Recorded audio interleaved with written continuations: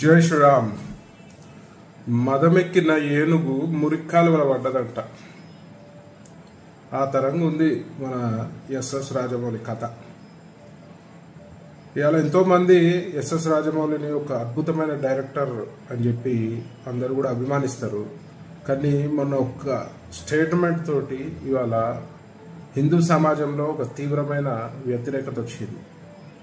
మరి ఎస్ఎస్ రాజమౌళి నేను కూడా ప్రశ్నిస్తున్నా, నువ్వు దేవుడిని నమ్మకపోతే నమ్మకు, మరి నీ ప్రతి ఒక్క సినిమాకు ముందు పెద్ద ఎత్తున పూజ చేసి మరి ప్రారంభోత్సవం చేస్తావు కదా, మరి నువ్వు నమ్మనప్పుడు ఎందుకు చేస్తున్నావు?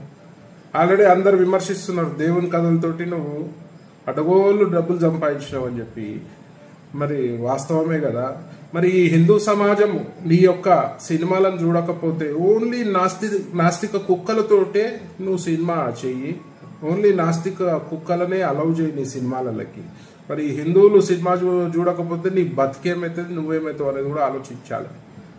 నీ బాహుబలిలోనే చెప్పినావు కదా, అహంకారంతో విర్రవీగే బల్లాల దేవ లాస్ట్కి ఎట్లా పతనమైందో నువ్వే చూపించినావు కదా.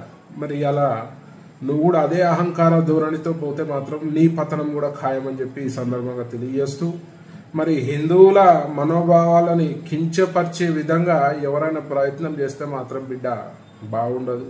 మరి దానికి చాలా రకాలుగా నువ్వు సమస్యను ఎదుర్కోవాల్సి వస్తుందని చెప్పి సందర్భంగా తెలియజేస్తూ, మరి వెంటనే నువ్వు హిందూ సమాజానికి క్షమాపణ చెప్పాల్సిన తరుణం ఇది.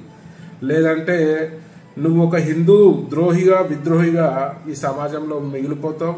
నీ ఎంత టాలెంట్ ఉన్నా కూడా పని చేయదు. ఎందుకంటే ఒకసారి హిందూ సమాజం విద్వేషిస్తే నీ బ్రతుకు హీరో నుంచి జీరో అవుతుందని ఈ సందర్భంగా తెలియజేస్తూ వెంటనే నువ్వు క్షమాపణ చెప్పాలని చెప్పి నేను డిమాండ్ చేస్తున్నా. జై శ్రీరామ్.